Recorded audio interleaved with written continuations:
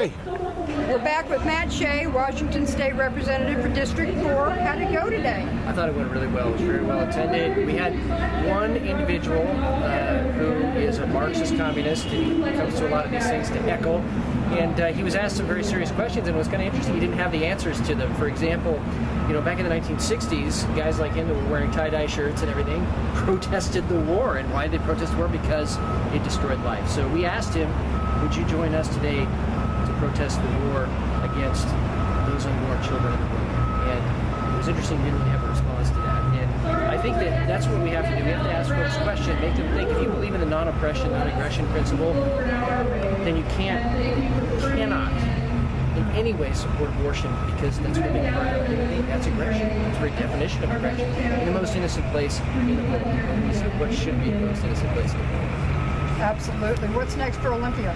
Well, we're going to continue pushing the amendment to the budget to defund Planned Parenthood. There were only 8 of us who voted against the budget because it continued to fund Planned Parenthood.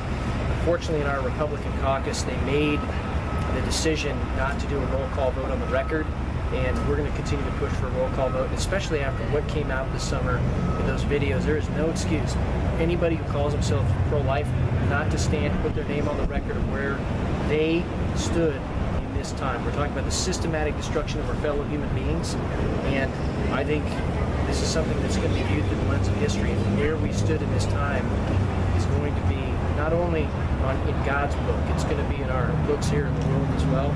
We need to be very clear where we stood when we stood for life.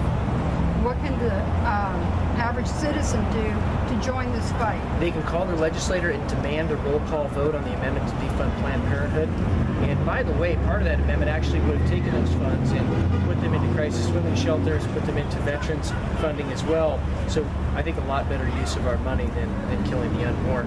But that's what people can do. They can get on their email, they can get on the phone, and most importantly, meet with their legislator face to face and say, look, I'm watching how you're going to vote on this, and I want a roll call vote to defund Planned Parenthood in Washington State.